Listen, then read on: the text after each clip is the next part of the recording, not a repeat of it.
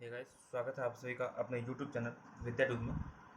ये हमारी Indian politics series चल रही है और आज लेक्चर नंबर 9 है। भारतीय संविधान का ऐतिहासिक पृष्ठभूमि, ठीक है, यानी historical background of Indian constitution या फिर कॉन्स्टिट्यूशनल डेवलपमेंट इन इंडिया। ठीक है, भारत में संविधान कैसे डेवलप हुआ, कैसे बना। तो इससे पहले जो हमने क्लास करी थी, इसका पार्ट 1, उसमें हमने एक ओवरव्यू बनाया था कि हमें इस चैप्टर में पढ़ना क्या क्या है, कौन कौन से एक्ट हमें मेन पढ़ने हैं। ठीक है, तो चलिए शुरू करते हैं क्लास को। तो देखिए, हमें पता है कि जो अंग्रेज थे यानी ब्रिटिश लोग थे, वो हमारे वहाँ 1600 में आए थे। ठीक है, यानी कि 1599 में ब्रिटेन में क्या बनी, कंपनी बनी एक। ठीक है, ईस्ट इंडिया कंपनी जिसे हम कहते हैं, वो कंपनी वहाँ पर बनी। और ये कंपनी जो बनी थी, व्यापारियों के द्वारा बनी थी, यानी कि बिजनेसमैन के द्वारा बनी थी। ठीक है,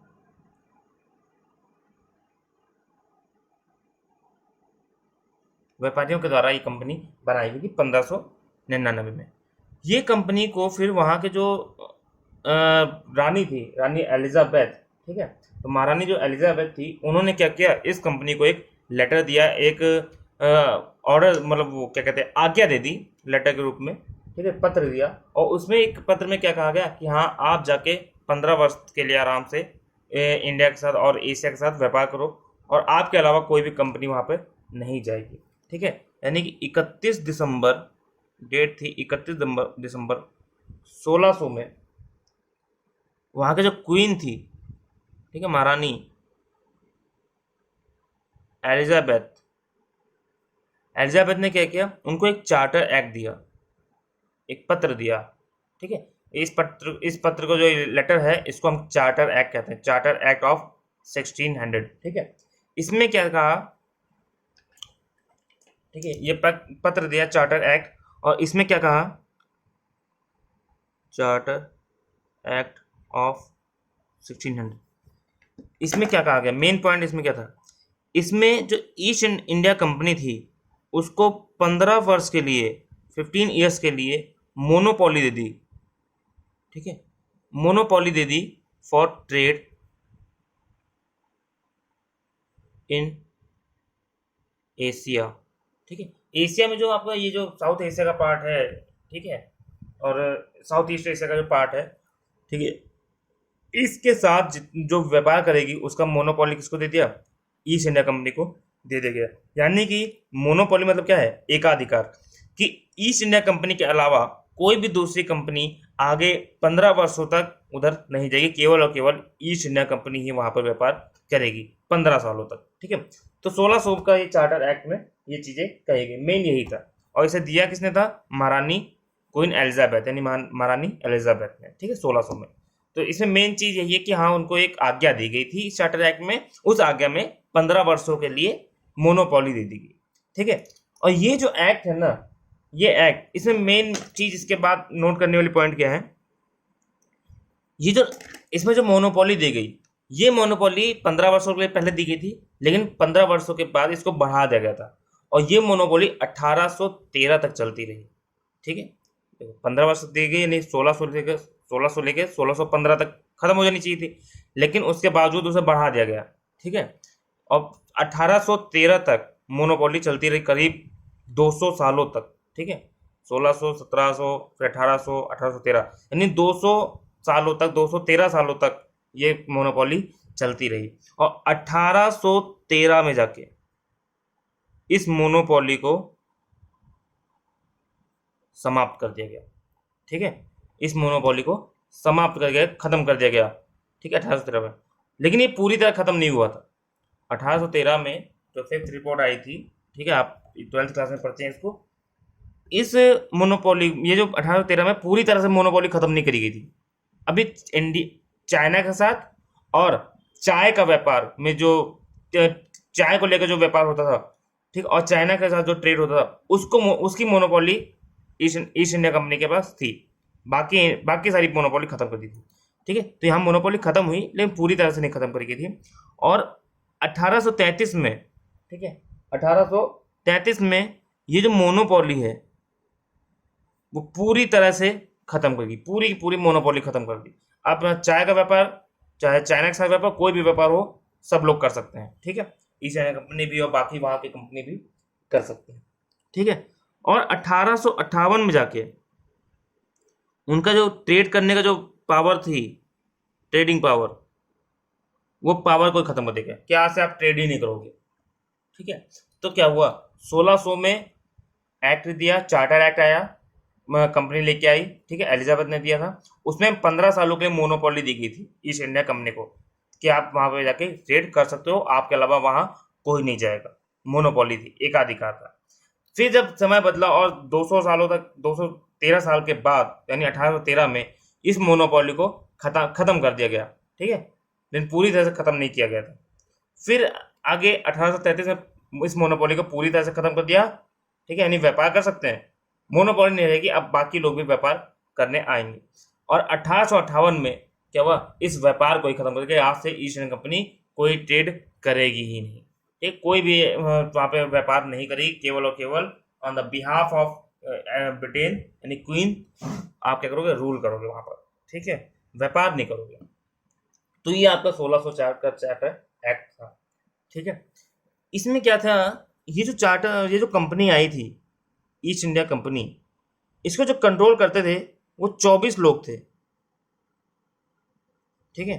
जो ईस्ट इंडिया कंपनी थी उसे कंट्रोल किया जाता ब्रिटेन से, ठीक है। अब ब्रिटेन में 24 लोग मिल करके इस कंपनी को चलाते थे, इस कंपनी के सारे रूल एंड रेगुलेशन बनाते थे। और ये जो 24 लोगों का जो ग्रुप है, इसे कहा जाता है court of director, court of directors, ठीक है। इसे क्या कहा जाता था, कोर्ट ऑफ डायरेक्टर यानी निदेशक मंडल हिंदी में कहते हैं, ठीक है, निदेशक मंडल। यही निदेशक मंडल जो कोर्ट ऑफ डायरेक्टर था, ये क्या कहते थे, सारा रूल एंड रेगुलेशन ये लोग क्या करते थे, बनाते थे, ठीक है। तो ये 24 लोग मिलकर पूरी कंपनी को चला रहे थे। फिर समय जब ये इंडिया आए, व्यापार करना शुरू किया और धीरे धीरे जब समय बीता, ठीक है, तो 1726 से पहले 1725 तक, ठीक है, 1725-26 तक देखो, ये पहले आया था केवल ट्रेड करने, ठीक है, यहाँ पे इनकी कोई कोई भी प्रेसिडेंसी कुछ नहीं था।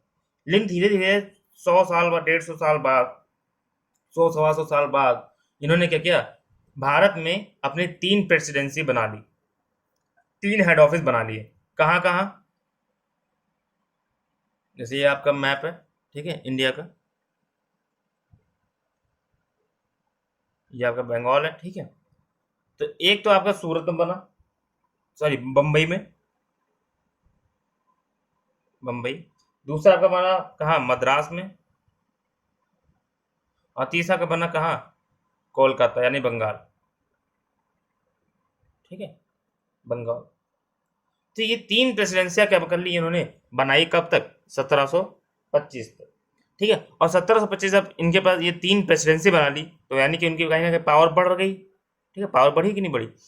तो अब यहाँ पे क्या हुआ, 1726 में एक दूसरा एक्ट आता है, ठीक है, 1726 में क्या आता है, दूसरा एक्ट आता है।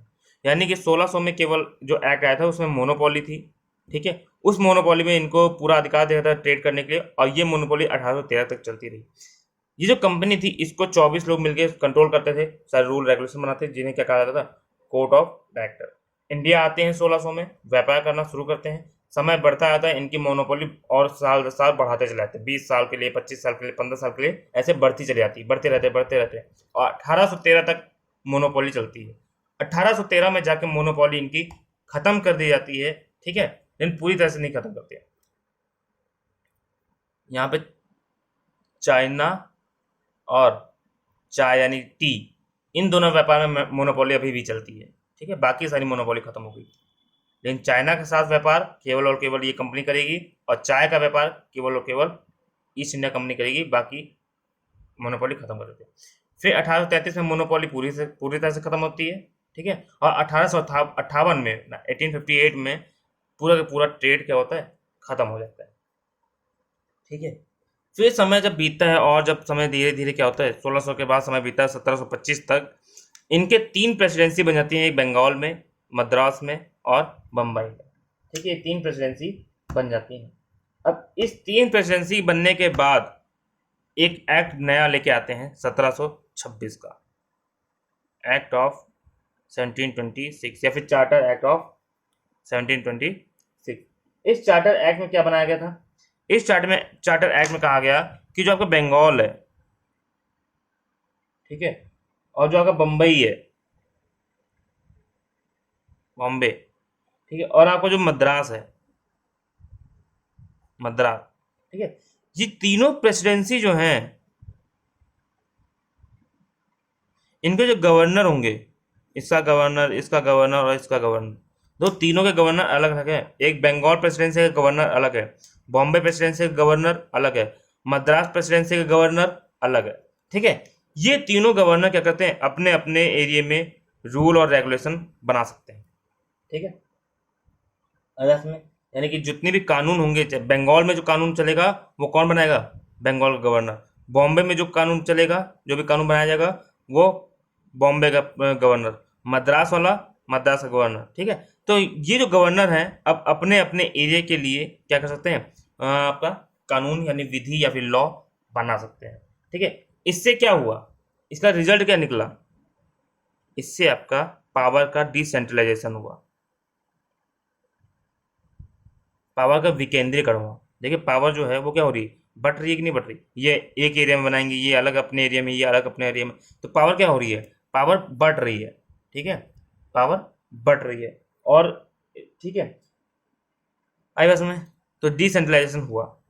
तो 1600 का चार्टर एक्ट, 1726 का चार्टर एक्ट, ये दोनों मेन इंपॉर्टेंट चार्टर रहते हैं। और ये जो एक्ट है दोनों, ठीक है, ये एक्ट आते हैं आपके किसमें? व्यापार वाले भाग में। जो मैंने आपको कल बताया था, कल की क्लास आप देख लीजिएगा, उसमें मैंने बताया था कि 1600 से लेकर के 1773 तक, ठीक है, 1773 तक जो समय रहा वो उसमें व्यापार करती थी कंपनी। देखिए यहाँ पे केवल क्या है? व्यापार की बात करी गई है, कहीं राजनीति की बात नहीं की गई, कहीं टैक्स कलेक्शन की बात नहीं करी गई, कहीं सुप्रीम कोर्ट बनाने की बात नहीं करी गई, ठीक है, कहीं पूरे भारत के लिए कानून बनाने की बात नहीं की गई, केवल केवल व्यापार की बात करी गई है। 1600 में केवल व्यापार का अधिकार दिया गया कि आप व्यापार करिए, मोनोपोली रहेगी। अब वो मोनोपोली धीरे धीरे बढ़ती गई। यहाँ पे जब 3 प्रेसिडेंसी आ गई तो प्रेसिडेंसी में जो गवर्नर थे उनको पावर दिया गया कि आप अपने प्रेसिडेंसी में रूल्स बना सकते हो, ठीक है। अगर समझ, तो इस तरह से ये क्या हो गया आपका, दो एक्ट हो गए, एक चार्टर एक्ट ऑफ 1600 और दूसरा चार्टर एक्ट ऑफ 1726, ठीक है। तो अगली क्लास में हम क्या करेंगे? चार्टर 1773 का रेगुलेटिंग एक्ट पढ़ेंगे, ठीक है, यानी रेगुलेटिंग एक्ट ऑफ 1773, इसे हम अगली क्लास में पढ़ेंगे। थोड़ा सा बड़ा है, तो अगली क्लास में हम 1773 का एक्ट और 1881 का एक्ट, ठीक है, ये दोनों एक्ट हम पढ़ेंगे, एक एक पॉइंट को देखेंगे। तो ठीक है, फिर वीडियो को पूरा देखिए, लाइक करिए, कमेंट करिए, ठीक है, सब्सक्राइब करिए चैनल को, बेल आइकन को प्रेस करिए ताकि हमारी नोटिफिकेशन आप तक मिलती रहे, और सपोर्ट करिए ताकि हमें भी मोटिवेशन मिलती रहे, ताकि हम आपके लिए और ऐसी ही वीडियो बनाते रहें, ठीक है। तो मिलते हैं फिर अगली क्लास में, तब तक के लिए गुड बाय, सी यू।